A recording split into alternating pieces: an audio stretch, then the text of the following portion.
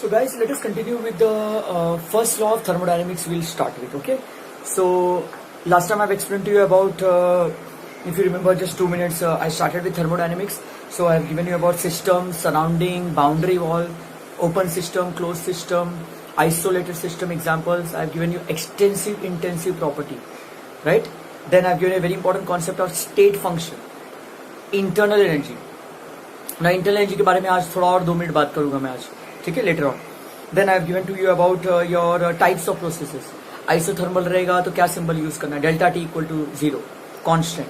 Isobaric pressure, isochoric volume, adiabatic heat.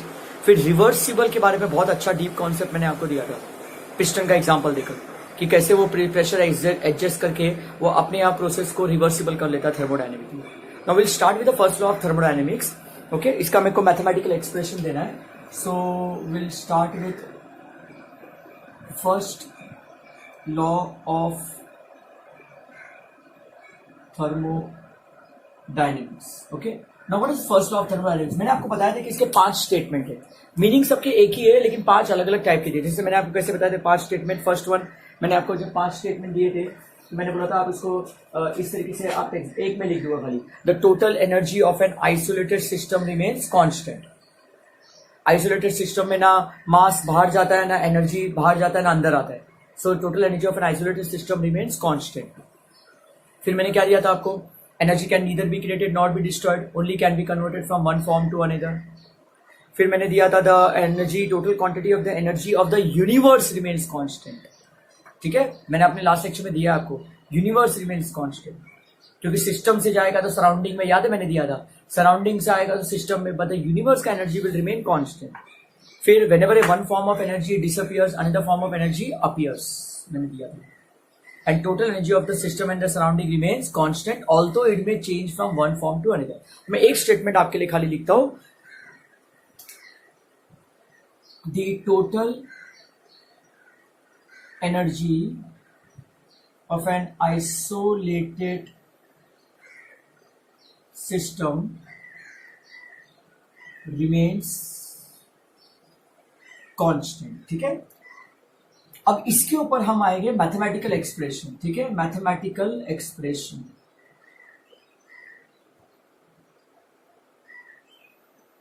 Now mathematical expression is very important for first law of thermodynamics. ठीक है, now इसके लिए मैं एक छोटा सा एग्जांपल लेके आपको एक्सप्लेन करता हूँ कि मैथमेटिकल एक्सप्रेशन कैसे आएगा. देखो, सपोज मैंने एक रबर बलून लिया है और उसको मैंने एयर भर के, उसके अंदर एयर भर के मैंने नॉट बांध दिया, गार्ड बांध दिया. तो उसकी इंटरनल एनर्जी क्या रहेगी, let's say the internal energy is E1. E1 मतलब मैंने बताया था ना आपको, क्या याद रखना है, U1. मेरी हैबिट बार बार E1 लिखने की होती है. ठीक है, U1 भी आप लिख सकते हो. तो what will happen over here कि एक हमने बलून लिया, उसके अंदर एयर डाल के उसको हमने गार्ड बांध दिया. तो उसके अंदर एयर है मतलब एनर्जी है, तो उसकी इंटरनल एनर्जी इनिशियली क्या रहेगी, E1 या U1 बोलेगी. ठीक है, अच्छा अभी मान लो ये बलून को मैंने हीट सप्लाई किया Q. अब हीट सप्लाई किया तो अंदर वर्क डन होगा. क्यों, ऑप्शन देखो क्या है, या तो बलून एक्सपांड होगा या तो बलून कंप्रेस होगा. ठीक है, पॉसिबिलिटी क्या है, जब आप हैप्पी बर्थडे का बलून आपको याद है, आप देखते हो कि या तो वो एक्सपांड हो सकता है या तो कंप्रेस हो सकता है. वो मैं आपको लेटर ऑन डेरिवेशन में पूरा डिटेल में बताऊंगा. बट रिमेंबर दिस कि मैंने जब हीट सप्लाई किया बलून में तो वो वर्क डन करेगा. जब वो नया जो एक्सपांड या कंप्रेस होके आएगा तो उसकी एनर्जी रहेगी रेट से E2 या U2. ठीक है, E2 या U2 रहेगा. So can I say that, अब देखो मैं क्या लिख रहा हूं, देयरफॉर कैन आई से E2 will be equal to E1 plus Q plus W. देखो जो ये बलून है, नया बलून नहीं है, वही बलून है. अब इसमें जो फाइनल इंटरनल एनर्जी आएगा वो sum of initial internal energy जो पहले से था, क्योंकि इंटरनल एनर्जी कभी लॉस या गेन नहीं होता है. हीट बलून के अंदर गया, वर्क डन बलून के अंदर हुआ क्योंकि बलून ने काम किया, तो that will be the sum of E1 plus Q plus W. So therefore I can write E2 minus E1 is equal to Q plus W. Therefore, can I write delta E is equal to Q plus W? देखो, very important formula आ गया, because physics में thermodynamics में ये format change होता है, उसमें minus जाता है. रिमेंबर ये केमिस्ट्री है तो केमिस्ट्री के फॉर्मेट में अपने को ये प्लस में लेके चलना है.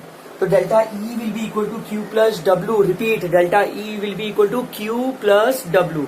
Well what is delta E? Change in internal energy is equal to sum of heat plus work done. देखो ये सबसे इंपॉर्टेंट फॉर्मूला है, काफी क्वेश्चंस इसमें आए हुए हैं in your JEE Mains, NEET में, सीईटी में and in your theoretical questions also, काफी बार आता है. तो ये आपका है फर्स्ट लॉ ऑफ थर्मोडायनेमिक्स का formula, delta is equal to Q plus W. ठीक है. अच्छा, अब इसके हम लोग कैसे इसको करेंगे? तो देखो ये आ गया आपका फॉर्मूला आ गया, delta E change in internal energy, heat और वर्क डन. अब इसमें मुझे क्या लेना है? अब मुझे लेना है साइन कन्वेंशन. ठीक है, sign convention very important. Sign convention कैसा आएगा देखो मैं आपको समझाता हूं. अभी साइन कन्वेंशन आपका ऐसे आ जाएगा, दिख रहा है ना? अभी साइन कन्वेंशन आपका कैसे आ जाएगा? साइन कन्वेंशन में देखो Q positive and Q negative. Q positive मतलब heat is absorb by the system, और मैंने बोला पूरा टॉपिक सिस्टम के ऊपर है. तो हीट इज एब्जॉर्ब बाय, अभी देखो मैं एक सिस्टम हूं, सपोज मैंने अगर हीट एब्जॉर्ब किया या मैंने हीट लॉस किया, विल इट बी सेम? नहीं. मैथमेटिकली देखो +2 और -2 में बड़ा कौन है? आप बोलते +2 बड़ा है. क्यों भाई? 2 तो 2 है, लेकिन Q उसका साइन प्लस है तो हम बोलते +2 बड़ा है और -2 छोटा है. सिमिलरली अगर मैं हीट एब्जॉर्ब करूंगा तो मेरा हीट बढ़ जाएगा, अगर मैं हीट लॉस करूंगा तो मेरा हीट कम हो जाएगा. तो आप बोलोगे जब भी Q पॉजिटिव रहेगा तो heat is absorbed bye the system. मैं बार बार एक ही बार बोलता हूं. और Q नेगेटिव मतलब heat is lost by the system. ठीक है. तो अगर आपको एग्जाम में ऐसा आता है, देखो a system loses 120 joules of energy, तो आप फटक से बोलने का -120. एक सम अभी हम कर लेंगे फटक से. ठीक है, समझो. A system absorb 500 joules of energy, तो आप बोलोगे +500 रहेगा. ठीक है. और दो साइन कन्वेंशन आप लिख देता हूं आपके. ये पहला साइन कन्वेंशन. दूसरा साइन कन्वेंशन W आएगा, W positive and W negative. देखो नाउ सपोज मैं अगर सिस्टम हूं, अगर मैंने वर्क किया, work is done by the system, मैंने काम किया तो मेरा वर्क डन कम हो जाएगा. और मेरे ऊपर अगर काम होगा ऑन द सिस्टम तो मेरा वर्क बढ़ जाएगा. तो याद रखने का, W negative and W positive, W negative and W positive. मैं पहले नेगेटिव लिख देता हूं, पॉजिटिव. W नेगेटिव मतलब work is done, work done by the system. ठीक है. एंड W पॉजिटिव मतलब work done on the system. अभी हम लोग लैंग्वेज लेंगे, मैं सराउंडिंग पे बात नहीं कर रहा हूं. अगर बाय द सिस्टम बोलूंगा तो ऑन द सराउंडिंग होगा, लेकिन मेरा चैप्टर किसके ऊपर है? केमिस्ट्री पढ़ रहे हैं हम, बाय सिस्टम. तो अगर मैंने काम किया, देखो मैं लेक्चर ले रहा हूं, अभी मैं लेक्चर ले रहा हूं, पढ़ा रहा हूं. अभी अगर जैसे ही 1 घंटा होगा थोड़ा मैं थक जाऊंगा ना यार. क्यों? I am doing the work, तो work is done by the system, तो मेरा वर्क कम हो जाएगा. हाँ, मैं कुछ नहीं करता, टांग फैला के खाली बैठा होता तो मेरे ऊपर काम होता था, work is done on the system, तो मेरा वर्क बढ़ जाता था. तो वर्क नेगेटिव मतलब W नेगेटिव मतलब bye the system, W positive मतलब ऑन द सिस्टम. और एक टर्म आपको याद रखना है, एक और वर्ड मैं आपको लेटर ऑन डेरिवेशन में बताऊंगा, एक्सपांशन. और W पॉजिटिव मतलब कॉम्प्रेशन. ठीक है. Expansion and compression. अगर बलून ने काम किया बाय द सिस्टम तो वो एक्सपांड होगा, और बलून के ऊपर काम हुआ तो कॉम्प्रेस हो जाएगा. तो देखो वर्क नेगेटिव, वर्क पॉजिटिव. तो याद हो गया, क्लियर हो गया. तो again I repeat, first of thermodynamics बोलता है delta is equal to Q plus W.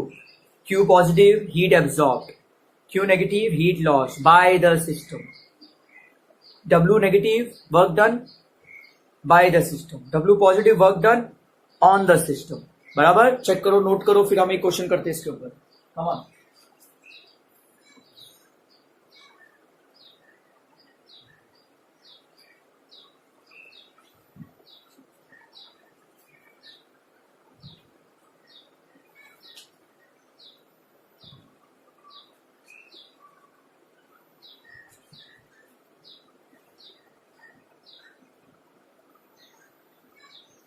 चलो अभी मैं आपके लिए एक क्वेश्चन लिखता हूँ, सॉल्व करता हूँ. वेरी इंपॉर्टेंट है, अच्छा क्वेश्चन है.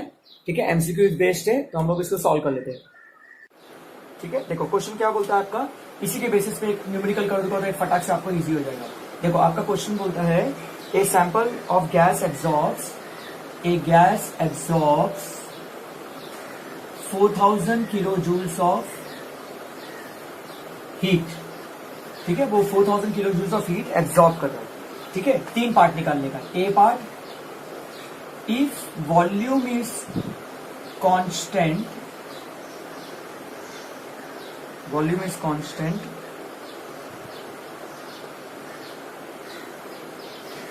डेल्टा यू निकालने का है, मतलब डेल्टा ई हो गया। B,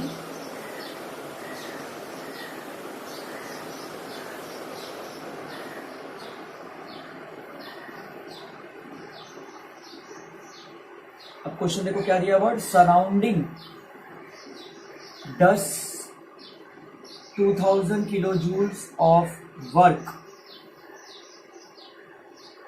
on the gas, again delta U निकालने का है, एंड सी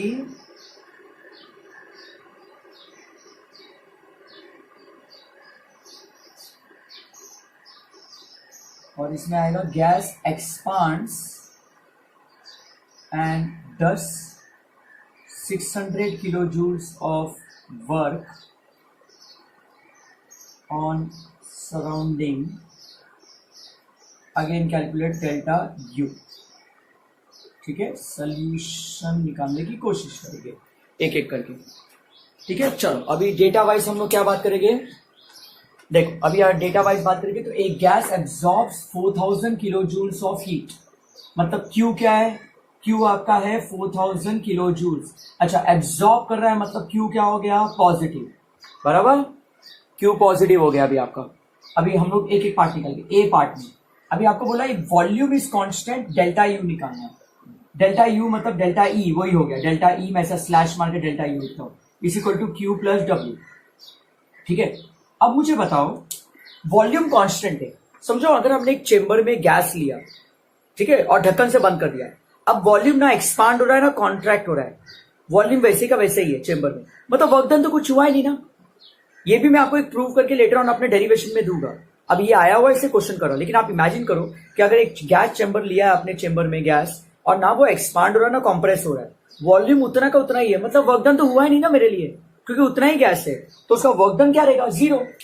अगर वर्क डन में जीरो लूंगा तो फॉर्मूला बन जाएगा Q प्लस जीरो। अच्छा, Q कितना दिया है, 4000, तो पहला आंसर क्या आ गया, 4000 किलो जूल्स। देखो पहला आंसर आ गया ए 4000 किलो जूल्स आ गया, बराबर। चलो अभी मैं निकालता हूं बी पार्ट। बी पार्ट का formula again delta U is equal to Q plus W. ठीक है, Q कितना दिया है, 4000 प्लस, अब देखते हो, अब surrounding does 2000 kilo joules of work on the gas. Surrounding does the work, surrounding does the work मतलब work is done by the system या ऑन द सिस्टम, बताओ सोच के मुझे। Work is done by the surrounding मतलब क्या हो जाएगा, वर्क इज डन क्या हो जाएगा, ऑन द सिस्टम। सराउंडिंग काम कर रहा है ना, हमारा चैप्टर तो सिस्टम के ऊपर है, तो मैं क्यों वो कंफ्यूजन क्रिएट करूं सराउंडिंग का। उन्होंने बोला surrounding does 2000 kilo joules of work, if surrounding does the work मतलब work is done by the surrounding, तो work is done on the system, और ऑन द सिस्टम के लिए बराबर वर्क क्या होता है, पॉजिटिव, मतलब पॉजिटिव 2000 हो जाएगा। मेरी बात समझ में आई, तो आंसर कितना आएगा, 6000 किलो जूल्स। देख लो ये by the on the system हो गया, ऐसे लिख देता हूं, ठीक है। चलो सी पार्ट अभी निकालेंगे वापिस, delta U is equal to Q plus W. Q कितना है, 4000 प्लस ब्रैकेट, अब तीसरा देखो क्या दिया, the gas expands and does 600 kilo joules of work on the surrounding. अब मेरे को तो बहुत क्लियर है, गैस एक्सपांड हो रहा है, इससे देखो मैंने आपको हिंट दे दिया था। अरे गाइस मेरी बात समझ में आ रही है। अब गैस एक्सपांड हो रहा है मतलब work is done by the system. अब एक्सपांशन में कभी भी ये नेगेटिव होता है, तो -600 हो गया, तो कितना आंसर आ जाएगा, 3400 किलो जूल्स आंसर आ गया। ठीक है, चेक करो, तो पहला आंसर आपका ये आ गया, ठीक है, मैं इसको बॉक्स में डाल देता हूं। दूसरा आंसर आपका सी वाला ये था, तीसरा आपका आंसर ये था। देखो कितना सिंप्लीफाइड किया, वेरी इंपॉर्टेंट सम, राइट। Q दिया था 4000 किलो जूल, एब्जॉर्ब था तो पॉजिटिव लिया, फॉर्मूला सीधा अप्लाई किया। अगर वॉल्यूम कांस्टेंट है तो वर्क डन नहीं होगा, वर्क डन नहीं होगा तो मतलब डेल्टा यू क्या रहेगा, डेल्टा यू आपका कांस्टेंट रहेगा। मतलब आपका वर्क डन 0 हो जाएगा, तो डेल्टा यू जाएगा पूरा हीट पे, तो मतलब जो भी हीट रहेगा वो सब इंटरनल एनर्जी में चला जाएगा, क्योंकि वर्क तो हो ही नहीं रहा है ना। अगर मैं कुछ काम ही नहीं करूं तो जितना मेरा हीट एनर्जी है वो सब इंटरनल एनर्जी में सेव होगा, क्योंकि मैं कुछ मेहनत ही नहीं कर रहा हूं। अगर आप कुछ वॉकिंग करोगे, मेहनत करोगे, तभी तो आपका हीट कंज्यूम होगा ना। तो सेम आ गया। अब दूसरा आंसर में वर्क डन पॉजिटिव लिया, क्योंकि सराउंडिंग काम कर रहा था, मतलब work is done on the system, तो पॉजिटिव ले गया। देखो ये साइन कन्वेंशन बहुत इंपॉर्टेंट है। और तीसरा, गैस एक्सपांड हुआ तो work is done by the system में -600 आ गया। देखो please make note of this. देखो पूरा फर्स्ट लॉ ऑफ थर्मोडायनेमिक्स मैंने कंप्लीट कर दिया, पूरा first law of thermodynamics with proper 1 numerical के साथ पूरा नोट डाउन कर लो। हीट एब्सॉर्ब, ये निकल गया, heat absorb, heat lost by the system, ये नेगेटिव और ये पॉजिटिव, ठीक है ना, न्यूमेरिकल के साथ है, देख लो पूरा। चलो तो अभी इसके बाद फिर हम नेक्स्ट कॉन्सेप्ट देखते हैं। I hope it is very clear to you. First law of thermodynamics very clear, ठीक है। पहले सब इंपॉर्टेंट एस्पेक्ट्स हम लोग पढ़ेंगे। देखो एक न्यूमेरिकल भी मैंने आपके लिए कर दिया है।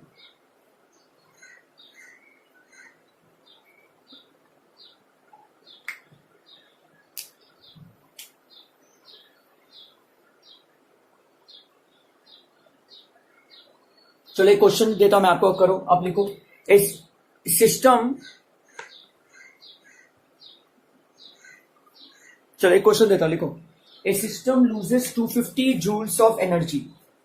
ए सिस्टम लूजेस, मैं यहां पर लिख देता हूं, a system loses 250 joules of energy. System loses 250 joules of energy and does work of 250 and does work of 500 joules. Calculate delta E. चलो ये आंसर निकालो मैंने।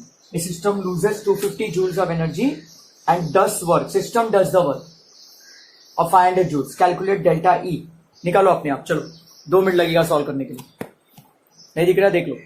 आई repeat, a system loses 250 joules of energy and does work of 500 joules. Calculate delta E या delta you, internal energy. आप करो ना, 2 minute रुकता हूं, आप करके दिखाओ फॉर्मूला अप्लाई करके। इसमें answer ANS delta E is equal to Q plus W। Therefore delta E is equal to, come on, a system loses 250 joules, तो मतलब Q क्या लोगे आप, Q नेगेटिव में लोगे तो -250 बराबर प्लस वर्क डन क्या लोगे, work done, and system does 500, system work is done by the system, तो बाय द सिस्टम मतलब -500, तो इंटरनल एनर्जी कितना हो जाएगा, इंटरनल एनर्जी हो जाएगा -750 जूल्स, मतलब इंटरनल एनर्जी डिक्रीज हो जाएगा। मतलब इनिशियली इंटरनल एनर्जी बहुत ज्यादा था, समझ में आ रहा है नेगेटिव पॉजिटिव का, मतलब बॉडी हीट लॉस भी कर रहा है। अभी देखो मैं लेक्चर ले रहा हूं तो मेरा हीट लॉस भी हो रहा है, मैं काम भी कर रहा हूं, तो मेरी इंटरनल एनर्जी तो कम होगी ना, मैं थक जाऊंगा। मेरे बॉडी में पहले बहुत ज्यादा इंटरनल एनर्जी था, एकदम जब चालू किया था लेक्चर बहुत एंथू था। अब 15-20 मिनट का 20 मिनट का लेक्चर नहीं होता है कि कंटिन्यूस लेके थोड़ा सा थकान होता है, बिकॉज मैं काम भी कर रहा हूँ, एनर्जी भी लॉस कर रहा हूँ, मेरा वर्क डन भी हो रहा है, तो मेरी इंटरनल एनर्जी कम हो जाएगी। Therefore negative internal energy negative आ गई। फाइनल इंटरनल एनर्जी देख लो, जैसे क्वेश्चंस आते हैं दिमाग में मैं आपको देने की कोशिश करता हूँ। Okay, so guys we have just now studied the formula for the first law of thermodynamics, ठीक है। What it was, delta E और delta U whatever, right, it is equal to Q plus W, ठीक है। Now based on this very important part for your entrance level it is coming is application, ठीक है, application of first law of thermodynamics on various processes, ठीक है, application of first law of thermodynamics on various processes. I'll explain to you. For example, the first one is isothermal, ठीक है। अब isothermal में क्या होगा, you know very well, isothermal में delta T is equal to 0 and also delta E is also equal to 0, internal energy. Internal energy is also constant in isothermal. I've explained to you in my previous. So in isothermal, the delta energy is constant. So therefore, what will the formula will become? According to the formula, delta E is equal to Q plus W. This will become therefore 0 equal to Q plus W, right? Or I can write Q will be equal to minus W, or I can write minus Q will be equal to W. ठीक है, अब इसका meaning देखो क्या हो गया. इसका meaning very simple हो गया. देखो Q पॉजिटिव है, मतलब heat is absorb by the system. ठीक है, heat is absorb by the system. W negative, मतलब work is done by the system. अगर मैं हीट एब्सॉर्ब करूंगा तो ही काम करूंगा ना, बराबर. Are you getting it clear? Q positive मतलब heat is absorb by the system and work is done by the system. अब इसमें क्या होगा? Heat is lost by the system, so work is done on the system.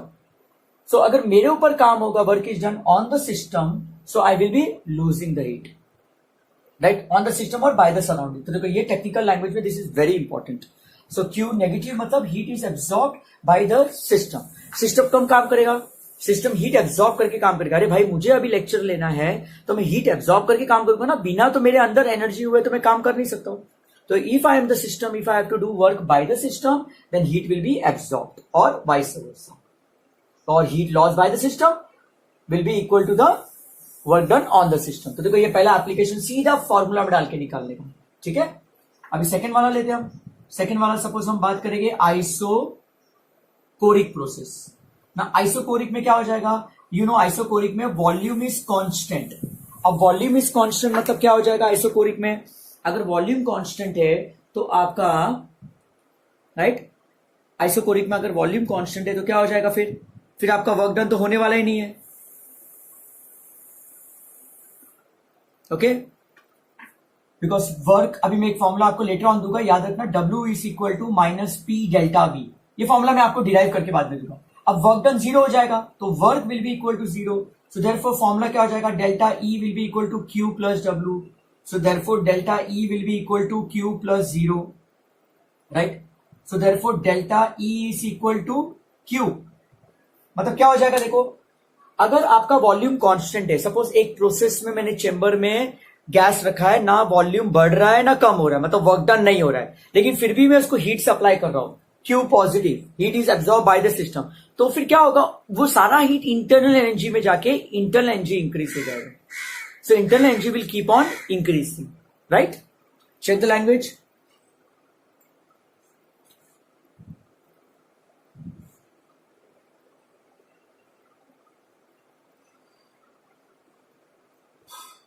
Okay? So, and you know this is a state function. So what will happen if a system's volume is constant? Then the entire heat absorb will be done in increasing the internal energy because आपका delta इधर positive है. ठीक है, देखो ये second application हो गया आपका आइसोकोरिक के लिए. दो समझा, एक आइसोथर्मल बता दिया और एक मैंने आपको एक आइसोकोरिक बता दिया. ठीक है, अभी मैं तीसरा आता हूं, थर्ड वन.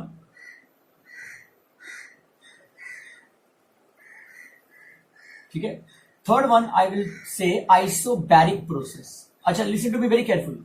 आइसोबैरिक में, right, delta P is equal to 0, change in pressure is constant. Okay, change in pressure. अच्छा, आपका फॉर्मूला क्या है? आपका फॉर्मूला है delta E is equal to Q plus W. अच्छा, so delta E is equal to Q plus P delta V. ठीक है, अच्छा, अभी प्रेशर कांस्टेंट नहीं है, चेंज इन प्रेशर कांस्टेंट है. मेरी बात समझ में आ रही है? डेल्टा P कांस्टेंट है, प्रेशर ये तो P डेल्टा V है, मतलब वर्क डन होगा. ठीक है, and what is internal energy? It is the sum of heat and work done. ये वर्क डन है ना, it is the sum of heat and work done. तो हम इसको क्या बोलते हैं? The sum of heat and work done, right, will be your enthalpy.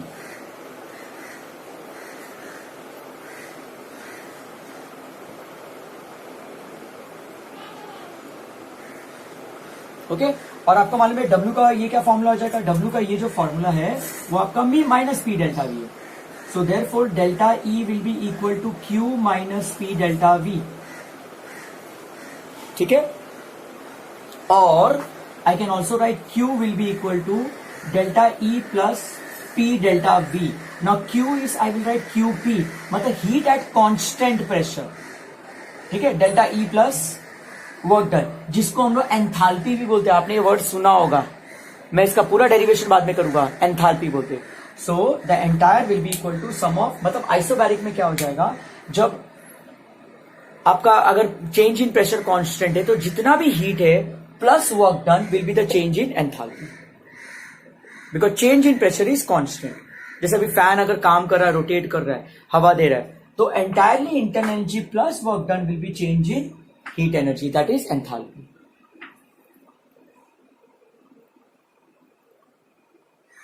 Okay, याद रखना इसको एंथैल्पी भी बोलते हैं. Delta H that is change in enthalpy. ये डेरिवेशंस वेरी इंपॉर्टेंट में दे रहा हूं शॉर्ट में करके, क्योंकि ये आपके एंट्रेंस में आते हैं. और लास्ट में मैं बोलता हूं adiabatic process.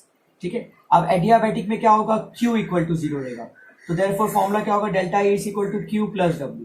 Therefore delta E will be equal to 0 plus W. Therefore delta E will be equal to W. Delta E is equal to W हो गया एडियाबैटिक में. मतलब क्या हो जाएगा, और माइनस माइनस करूंगा तो सेम ही होने वाला है. मतलब जितना भी इंटरनल एनर्जी है, मतलब एडियाबैटिक में अगर हीट कांस्टेंट है, सपोज मेरे बॉडी का अगर हीट कांस्टेंट है, तो मैं जितना भी वर्क डन करूंगा वो सब इंटरनल एनर्जी पे करूंगा. देखो मैंने बोला था हमेशा कि गाइस समझ में आ रहा है, मैंने क्या बोला था कि internal energy always remains constant. अभी देखो मैं जो लेक्चर ले रहा हूं ये मैं अपने एक्सटर्नल एनर्जी पे ले रहा हूं. मैंने थोड़ा चाय कॉफी ले लिया तो थोड़ा एनर्जी आ गया, मैं इंटरनल एनर्जी कंजर्व कर रहा हूं. सपोज अगर मैंने कुछ नहीं लिया था तो मैं वर्क डन करूंगा, मैं मर नहीं जाऊंगा, मैं वर्क डन करूंगा, but that will be done on the cost of internal energy. So work is done right on the system by increase in internal energy. ठीक है, और work is done by the system, minus कर दो तो by decrease in internal energy. मैं जितना ज्यादा काम करूंगा वर्क डन, मेरा उतना इंटरनल एनर्जी कम होगा. That's why we have to conserve the internal energy. Clear हुआ? This is the 4 main aspect, very important. मैंने पहला दे दिया आइसोथर्मल. आइसोथर्मल में Q will be equal to minus W और minus Q equal to W. Check करो guys derive करके. जब अगर बॉडी का टेम्परेचर कांस्टेंट है तो सारा वर्क डन होगा हीट एनर्जी पे, क्योंकि मेरा तो टेम्परेचर कांस्टेंट है. फिर आइसोकोरिक में वॉल्यूम कांस्टेंट, मतलब ये सब हम गैस पे पढ़ रहे हैं. मैं अपना एग्जांपल देता हूं आपको, ऐसा हाइपोथेटिकल बात, आप गैस चैम्बर पर पढ़ो. एक चैम्बर में अगर गैस है, उसकी वॉल्यूम कांस्टेंट है, मतलब वर्क डन हो ही नहीं रहा है. अगर वर्क डन नहीं हो रहा है तो सारा हीट वो इंटरनल एनर्जी में चला जाएगा यूटिलाइज करने में. फिर आइसोबैरिक में डेल्टा पी कांस्टेंट होता है, तो फॉर्मूला में क्या हो जाएगा, जितना भी आपका जो रहेगा वो sum of internal energy plus work done रहेगा. अगर मेरा अभी डेल्टा पी कांस्टेंट है, ठीक है, अगर मैं अभी काम कर रहा हूं तो मेरा प्रेशर नहीं चेंज होने वाला है, मेरा प्रेशर उतना ही रहने वाला है. So my delta E plus P delta V work done will be equal to the sum of total energy, that is enthalpy. इसको मैं डिराइव करने वाला हूं पूरा नेक्स्ट वीडियो में. आप जो नेक्स्ट लेक्चर आप मेरा देखोगे, इस वीडियो में नहीं, थर्मोडायनेमिक्स के नेक्स्ट वीडियो में बहुत सारे मैं इंपॉर्टेंट डेरिवेशंस करने वाला हूं. ठीक है, एकदम डिटेल में बताऊंगा. फिर एडियाबैटिक में हीट कांस्टेंट है, मतलब क्या होगा, अगर एक थर्मस फ्लास्क में हम लोग चाय गर्म ले लिया और ना हीट अंदर आ रहा है ना हीट बाहर जा रहा है, तो फिर अंदर जो वर्क डन होगा वो किसके बेसिस पे होगा, जो चाय का खुद का एनर्जी रहेगा, मतलब इंटरनल एनर्जी. क्योंकि ना आप उसको बाहर से एनर्जी सप्लाई कर रहे हो ना अंदर से एनर्जी जा रहा है बाहर, तो सारा जो चाय गर्म रहेगा वो पूरा रहेगा बिकॉज ऑफ इंटरनल एनर्जी, अंदर ही वर्क डन होगा. तभी तो चाय थोड़ा सा ठंडा होता है. देखो चारों प्लीज नोट डाउन करो guys. This is application of first law of thermodynamics on the basis of types of processes.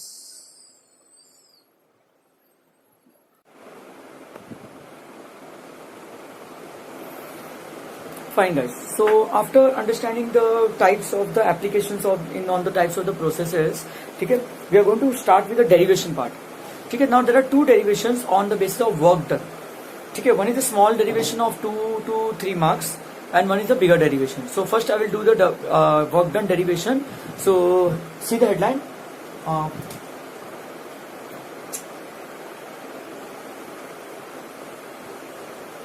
See, you have to derive work done in an, see the condition, in an isothermal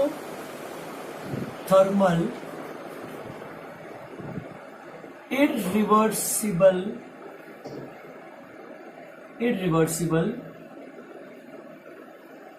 process, ठीक है, work done in an isothermal irreversible process, और it is also asked in the exam by this to derive work of PV type. You know, work of PV type means pressure volume type. You know, work is of many type. In the physics, you have linear motion, kinetic, right, potential, vibrational. There are many forms of work is done. But in our chemistry, we study in the form of gas. So during the expansion of the gas and all, we have to study the work of pressure volume, change in the pressure and volume. Okay. Now, two conditions are there. The work you have done for isothermal means the entire process का chamber का temperature will remain constant, change in temperature. There will be no change in the temperature. So it will remain constant. And the process will be irreversible. मतलब it will go in the one direction only. ठीक है. Now इसका theory भी कैसे लिखना है मैं आपको समझाऊंगा. पहले डायग्राम एक देखते हैं. देखो, डेरिवेशन स्टार्ट करेंगे हम लोग. ठीक है. Derivation part. ठीक है. अभी डायग्राम, पहले सबसे पहले डायग्राम बनाना पड़ता है आपको. तो I am going to draw a cylinder. ठीक है.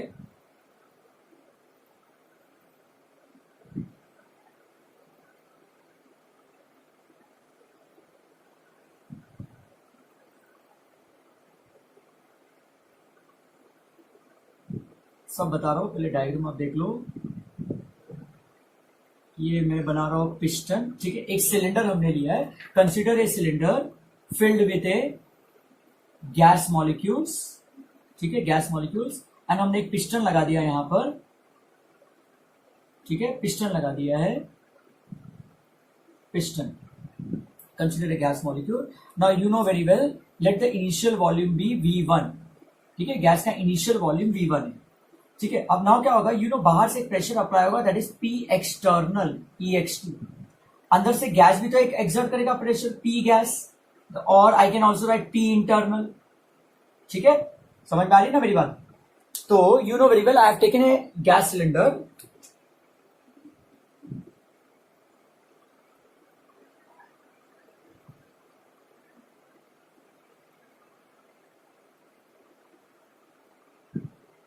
ओके. सो हमने क्या कर दिया, एक कंसीडर ए गैस सिलेंडर. हमने गैस सिलेंडर लिया है, अंदर गैस मॉलिक्यूल्स भर दिए सिलेंडर में, एंड एक पिस्टन लगा दिया. Let the initial volume be V1. तो how will are going to write the theory. Consider a gas cylinder, consider a cylinder filled with a gas molecules and fitted with a frictionless piston. अपने आप वो move करेगा, frictionless piston. Let the outside pressure exerted is P external and gas exerts a pressure of P gas और P internal. ठीक है. तो ये पूरा आपका सेटअप हो गया, हमने ले लिया. अच्छा, मान लो, अभी मैं आपको तीन कंडीशन बाद में दूंगा. पहले मान लो कि सपोज कि इफ P गैस और P internal gas is more than P external. ठीक है. तो what will happen, gas will expand. अगर गैस एक्सपांड होगा तो पिस्टन विल मूव अपवर्ड. ठीक है. Let the piston moves upward this much. ठीक है, till the volume 2 V2 through a height of x. बराबर, पिस्टन ऊपर मूव कर दिया तो till the volume V2 तक चला गया. Right, got it clear.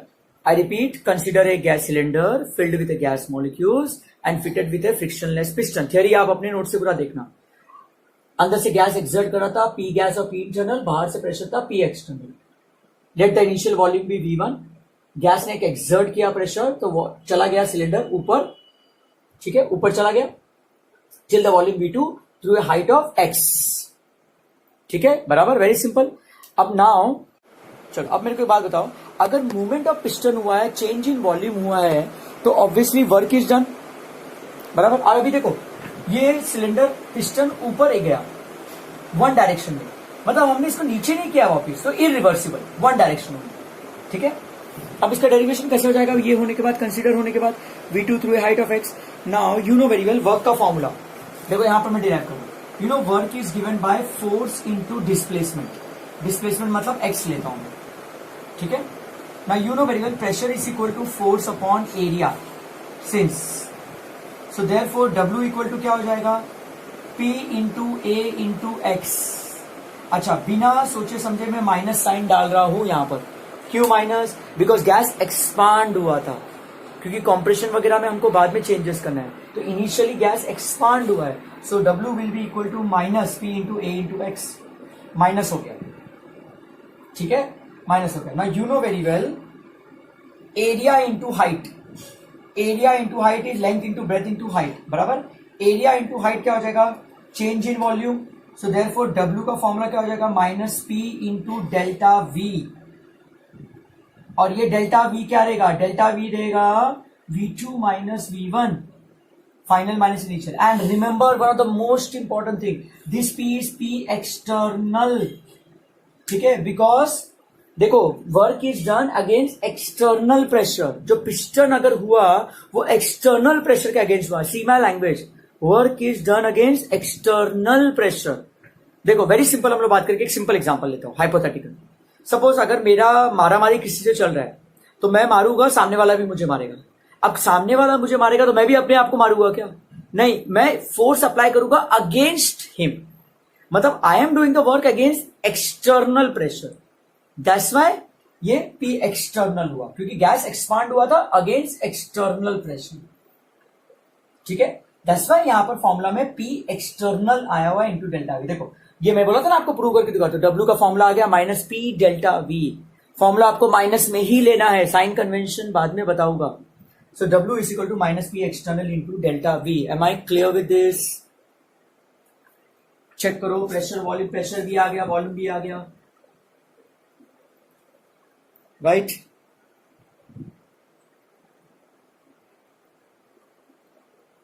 So again I repeat, कैसा लिखोगे? Consider a cylinder filled with a gas molecule and fitted with a frictionless piston. Let the initial volume be V1. Gas exerts a outside pressure P external. Let the internal pressure be P gas or P internal. मान लो gas expand हो रहा है, because अंदर का internal pressure बढ़ रहा है, कोई वाइब्रेशन हुआ, मॉलिक्यूल्स के बीच में कोलिजन्स हुआ, यू नो वेरी वेल, अंदर मॉलिक्यूल्स कोलाइड होते हैं तो प्रेशर बढ़ता है, तो अंदर प्रेशर बढ़ा तो गैस एक्सपांड हुआ, piston moves upward till the height, through the height x till the volume V2, till the volume V2। अब वर्क डन तो हुआ रहेगा W, तो work done is given by formula force into displacement, pressure is equal to force upon area, so therefore work is equal to minus P into A into x, area into volume is height is change in volume, so W का formula आ गया minus P external into delta V, where delta V is V2 minus V1। तो formula आपको यही याद रखना है, ठीक है, ये पूरा डेरिवेशन आपको ऐसे लिखना है। अच्छा, अब मैं इसके आपको 3 केसेस बना के दूंगा। केस 1, ठीक है, मान लो गैस एक्सपांड हो रहा है, एक्सपांशन अगर हुआ, ठीक है, case 1। Case 2, compression, gas compression में गया। एंड केस 3, केस 3 में आपको दूंगा वैक्यूम में। वैक्यूम मतलब हम उसको बोलते हैं फ्री एक्सपांशन, ये भी बहुत इंपॉर्टेंट है एंट्रेंस के लिए। अच्छा, तीनों के लिए मैं फॉर्मूला सेम रखूंगा, क्या? W is equal to minus P external into delta V, W equal to minus P external into delta V,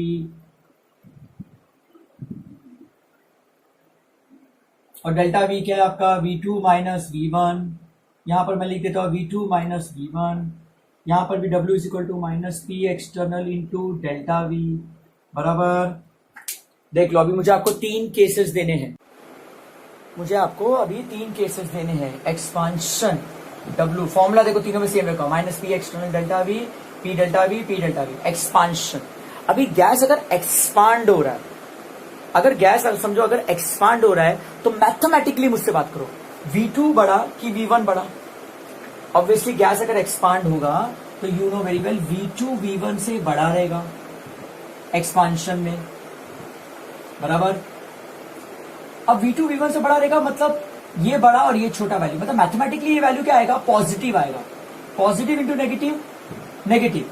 so therefore W equal to minus P delta V, और एक्सपांशन में आप याद करो मैंने sign W का negative दिया था, sign convention, work is done by the system, hence proved, याद करो।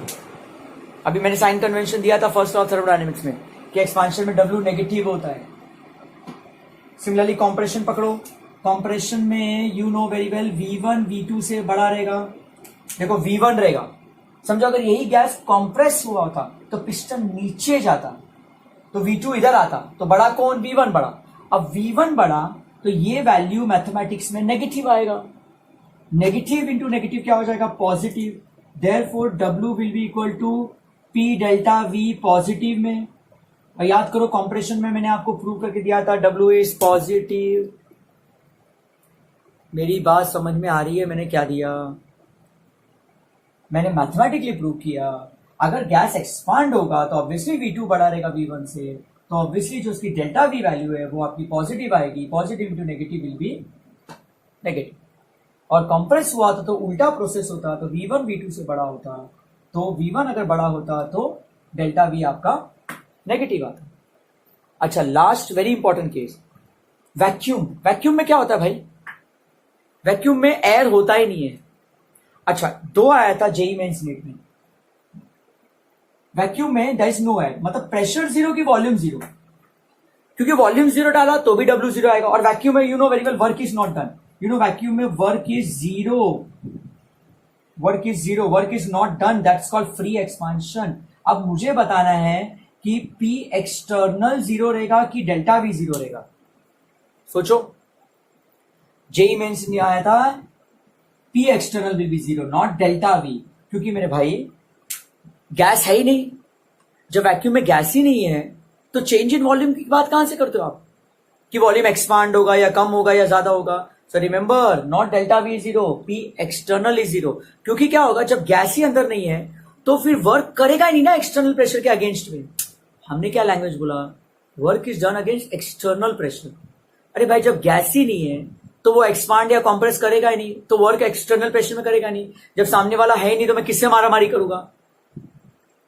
सो I will consider that person as 0, तो एक्सटर्नल प्रेशर को मैंने 0 कंसिडर किया। So work is 0 in the vacuum और फ्री एक्सपांशन। बहुत इंपॉर्टेंट है, चेक करो ये डेरिवेशन पार्ट, चेक करो guys. I hope it is very clear. Note down करो।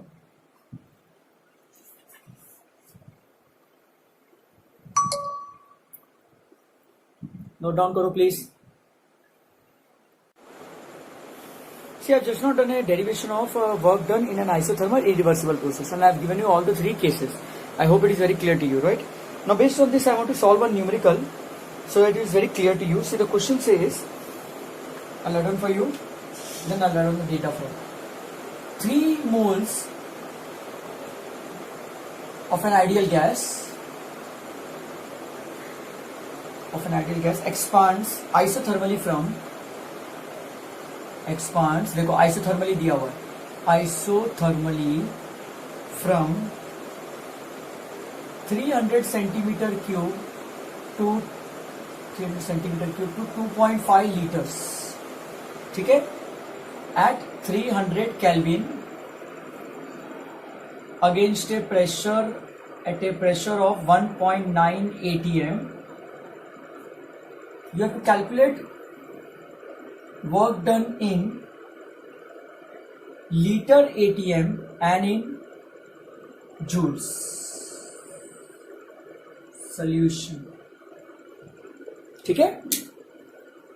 क्या क्वेश्चन आपका बोलता है? देखो, 3 moles of an ideal gas, तो जब डेटा हम लिख लें, 3 moles of an ideal gas मतलब N is equal to 3 moles, expands isothermally from volume of 300 centimeter cube to 2.5 litres, मतलब 2.5 तक एक्सपांड हो गया वो, ठीक है, at a temperature of 300 kelvin और प्रेशर दिया है 1.9 atm.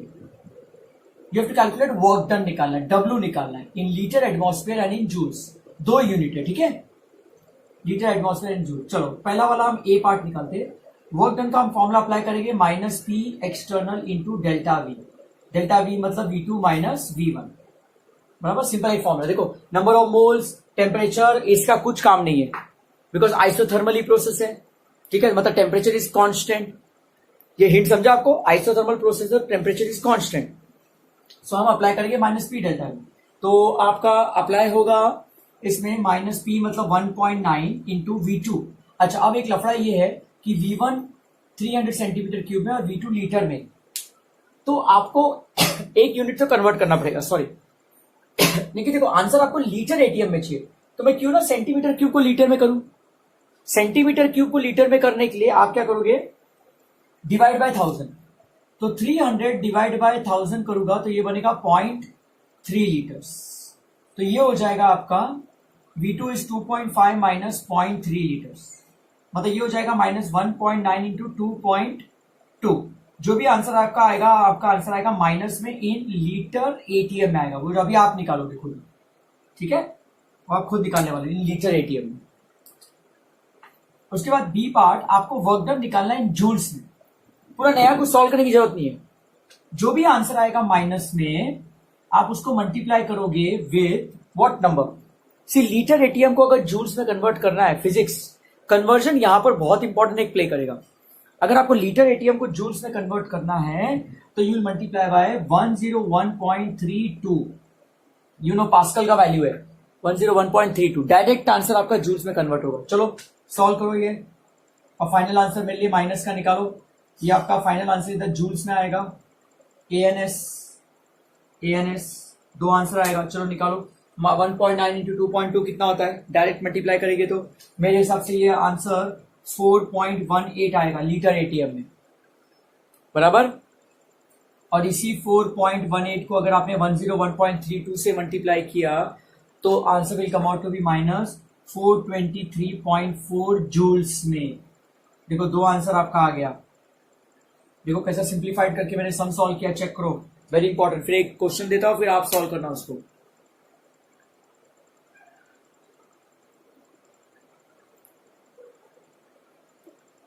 ठीक है, करेंगे ना, और एक सम करेंगे। आप पहले ये तो सॉल्व करो पहले,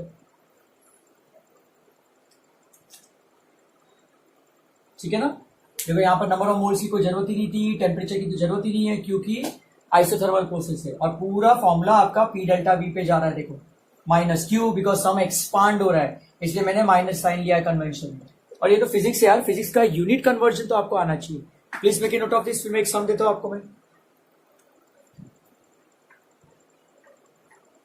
1 mole of an ideal gas is compressed, ठीक है। Second question, 1 mole of an ideal gas is compressed। देखो यहां पर इस बार कॉम्प्रेशन दिया है। चलो तो अभी एक सम हम सॉल्व करेंगे। 1 mole of an ideal gas is compressed, इस बार देखो कॉम्प्रेशन का दिया है, compressed from 500 centimetre cube, from 500 centimetre cube against a pressure of, against मैंने लैंग्वेज दिया था, against a pressure of 1.216 into 10⁵ pascal, 1.216 into 10⁵ pascal, ठीक है। The work involve in the process is 36.5 joules, work is 36.50 joules, calculate the final volume, ठीक है। 1 mole of an ideal gas मतलब number of mole 1 मोल है, N1 है, compressed हुआ है, gas is compressed, याद रखना, from V1 500 centimetre cube against a pressure of 1.216 into 10⁵ pascal. Work आपको दिया है 36.50 जूल्स। आपको V2 फाइनल वॉल्यूम निकालना है, V2 फाइनल वॉल्यूम, ठीक है। डेटा मैंने आपको दे दिया है, चलिए स्टार्ट कीजिए अपने आप सब।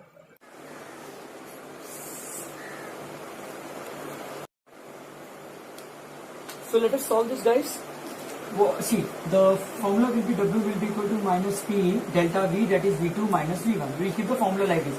And compression work is positive, so it is 36.5 equal to minus 1.216 into 10⁵ V2 minus V1. Okay, so therefore V2 minus V1 will be equal to 36.5 divided by 1.216 into 10⁵ minus 1, ठीक है। अब इसका आंसर आप निकालोगे, 10⁵ ऊपर जाएगा तो दैट विल बिकम 10⁻⁵, समझ में आ रहा है। So answer will get in negative.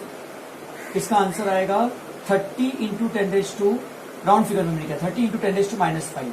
अच्छा, इसको मैं I can write like this also, -300 into 10⁻⁻⁶, because this is in metre cube.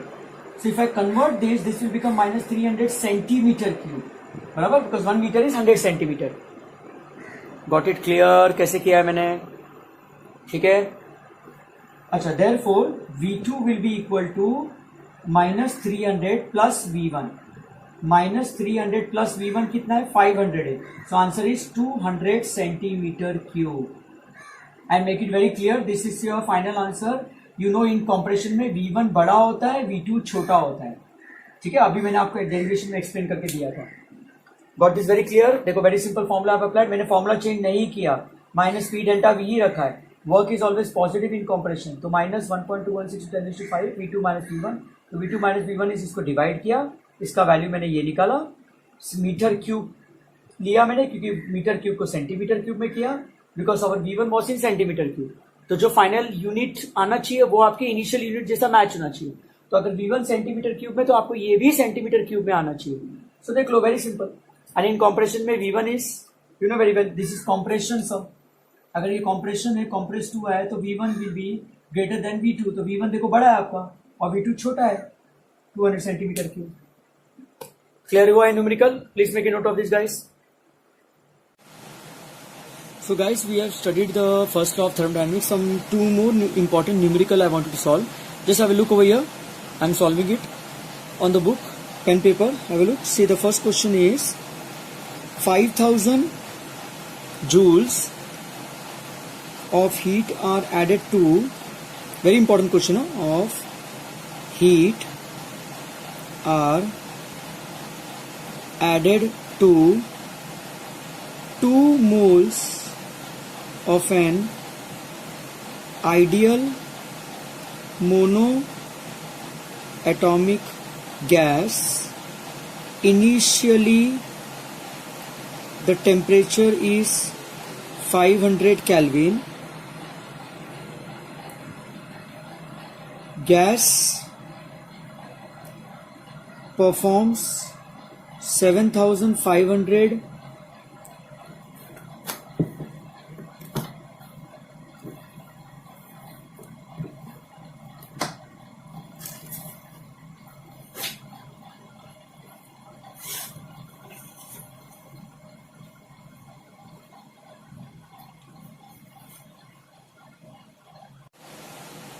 so gas performs 7,500 joules of work. Okay, calculate the final temperature of gas. Solution. Okay, now see, the data will be like this. See, 5,000 joules of heat is added to 2 moles. Number of moles is 2 moles. Okay, 2 moles of a monoatomic gas. Monoatomic gas. Now Q will be what? Q will be plus 5,000 joules because heat is added to the system. Okay, 2 moles of added gas, and initial temperature T1 is 500 Kelvin and performs 7,000. So W will be performs 7,500 of work. मतलब work is done by the system. So it will be 7,500 joules because it is by the system. I hope it is very clear. You have to calculate T2. ठीक है ना? Data clear हुआ? Fine. T2 calculate करना. अभी कैसे करेंगे इसको? देखो, अगर हम फॉर्मूला अप्लाई करेंगे, so delta E is equal to internal energy का Q plus W. Now how much is Q? 5,000 plus bracket minus 7,500. ठीक है, so that will become minus 2,500 joules. अब डेल्टा E आ गया, डेल्टा E और delta U whatever. Now remember, for a monoatomic gas, ठीक है, for a monoatomic gas, remember, ठीक है, for a monoatomic gas, remember, delta U is equal to 3/2 NR delta T. अब इसका एक derivation हम लोग एंथैल्पी का लेटर ऑन करने वाले, ठीक है, but remember for monoatomic internal energy 3/2 NR delta T. अब डेल्टा U कितना है? Delta U is minus 2,500 equal to 3/2, number of moles is 2, are का वैल्यू 8.314 जूल्स में ना, 8.31 ले लो और डेल्टा टी को ऐसे रखो. सो therefore delta T will become, ये देखो 2 will get cancelled, 3 into 8.314 will be approximately 24.9. 24.9 मतलब मैं क्या करता हूं, इसको डिवाइड करता हूं नीचे. 24.9 मतलब अप्रोक्सीमेटली 25 लेता हूं. एंट्रेंस लेवल में भी ऐसे फटाफट करेंगे हम। तो इसका आंसर कितना आ जाएगा, -100 आ जाएगा डेल्टा टी का, ठीक है, -100 kelvin. So therefore delta T will be equal to T2 minus T1। So therefore final temperature निकालना है, मतलब T2 will be delta T minus T1। Delta T कितना है, -100 है, और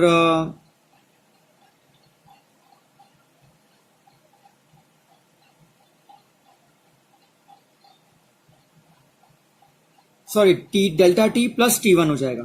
हाँ, तो delta T is -100 and plus delta T is 500। तो 500 minus 100 is how much, 400 kelvin is your final answer, ANS। Just check. Clear हुआ guys? One second I repeat. देखो N 2 moles था, Q कितना था 500 जूल्स, T1 कितना था 500 kelvin, work कितना था -7500 joules by, because work is done by the system. तो T2 निकालना था। तो मैंने पहले क्या अप्लाई किया, फर्स्ट लॉ ऑफ थर्मोडायनेमिक्स का, delta U equal to Q plus W। Q 5000 plus -7500 तो -2500 जूल्स आ गया। अब फॉर मोनो एटॉमिक के लिए remember delta U is 3/2 NR delta T। तो -2500 is equal to 3/2 N 2 moles R 8.314 into delta T। So delta T will be equal to -2500 divide by 3 into 8.31 is 25। Approximately मैंने लिया 24.9 को, तो -100 आ गया। So therefore now delta T is T2 minus T1। So T2 will be equal to delta T plus T1. So that will be -100 plus 500, 400 Kelvin of into final temperature. Temperature बढ़ गया ना?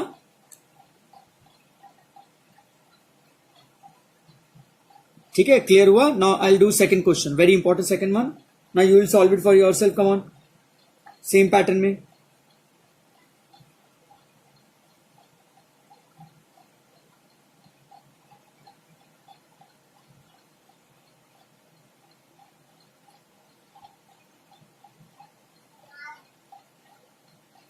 चलो, you have to calculate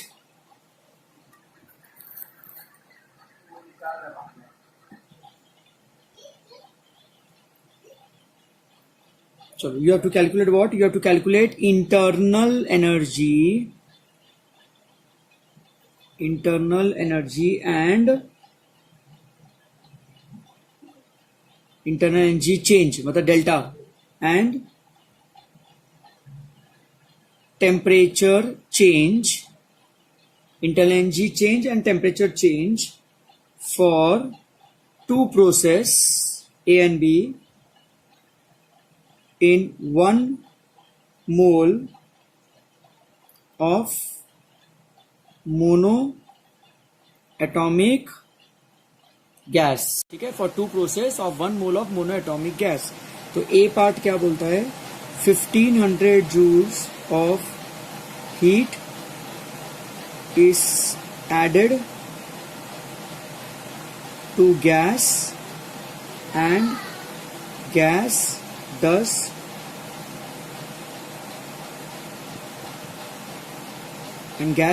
no work.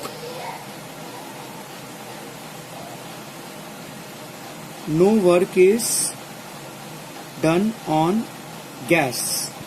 And B part, 1500 joules of work are done on the gas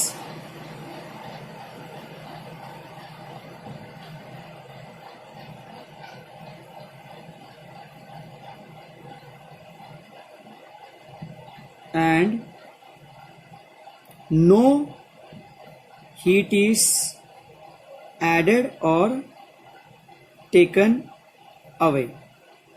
solution, ठीक है ना, समझा? देखो, आपको क्या निकालने का है, चेंज इन इंटरनल एनर्जी निकालने का एंड टेम्परेचर चेंज निकालने का फॉर 2 डिफरेंट प्रोसेस आ रहा है और 1 मोल ऑफ ए गैस है। तो सबसे पहले हम क्या करेंगे, पहला हम अप्लाई कर ए का सॉल्व करेंगे।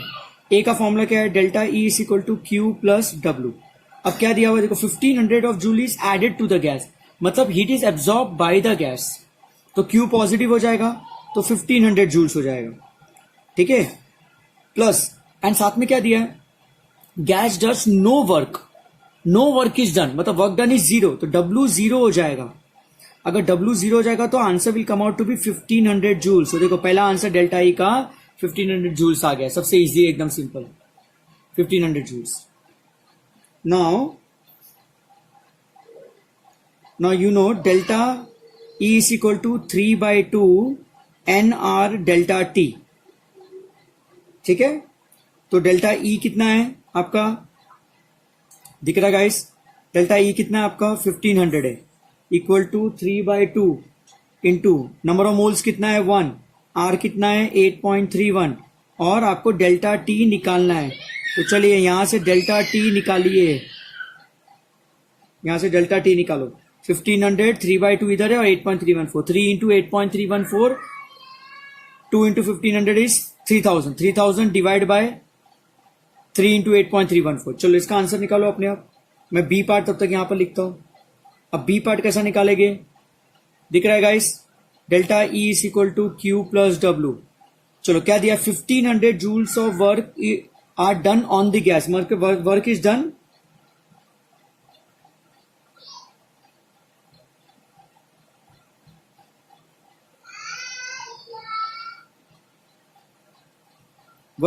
on the system.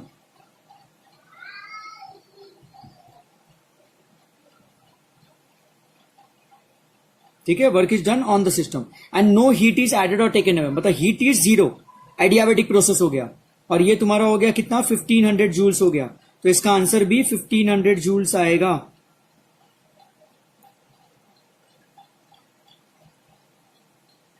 ठीक है, अगर सेम फॉर्मूला अप्लाई करूं तो delta E will be equal to 3/2 NRT. तो एन कितना है 1 मोल्स, आर कितना है 8.31 इंटू डेल्टा टी. मतलब जो आंसर इधर डेल्टा टी का आएगा वही आंसर यहां पर भी आएगा. खाली डिफरेंस देखो क्या था, इंपॉर्टेंट ये वाला पार्ट था जो मैं स्टार मार्क कर रहा हूं इधर में. देखो फर्स्ट पार्ट में वर्क वॉज 0, तो डब्ल्यू 0 हो गया था, तो सीधा हीट इंटरनल एनर्जी में गया. और सेकेंड केस में हीट वॉज 0, तो पूरा का पूरा work is done bye consuming the internal energy, और वो भी work done on the gas था, मतलब ऑन द सिस्टम, तो पॉजिटिव हो गया. बाकी डेल्टा टी निकाल लो, ये कितना आता है 3000, 3000 divide by 3000, 1000 divide by 8.314, 1000 divide by 8.314 करो अप्रोक्सीमेटली, मतलब अप्रोक्सीमेटली कितना आ जाएगा, यस 120 के आसपास. तो आंसर विल बी 120 केल्विन. तो दोनों आंसर 120 केल्विन चेंज बोला है. यहां पर देखो आपको पूछा था चेंज निकालने बोला था. ठीक है गाइस, दोनों सम क्लियर हुआ, चेक करो, वेरी इंपॉर्टेंट. कैसा किया है दोनों सम, देखो इधर जरा, चाहिए तो मैं आपको पिक भी भेज दूंगा. दोनों सम देखो मैंने एकदम क्लियर कट किया है, चेक करो एक बार आपके लिए. मैं वापस होल्ड कर देता हूं, मैंने इसलिए प्रॉपरली सॉल्व कर दिया है. डेटा देखो कैसा था फर्स्ट सम का. पहले हमने डेल्टा ई निकाला, देखो गाइस, पहले हमने डेल्टा ई निकाला, उसके बाद फिर हमने क्यू प्लस डब्ल्यू किया,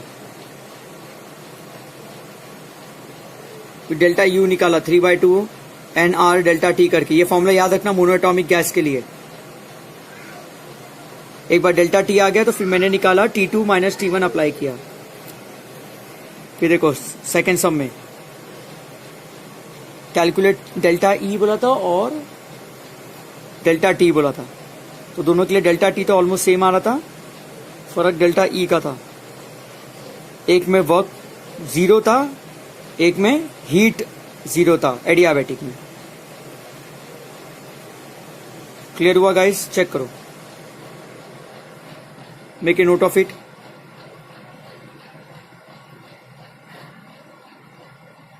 अगर क्लियर नहीं हुआ था तो अभी जरा आप लिख लो, देख लो.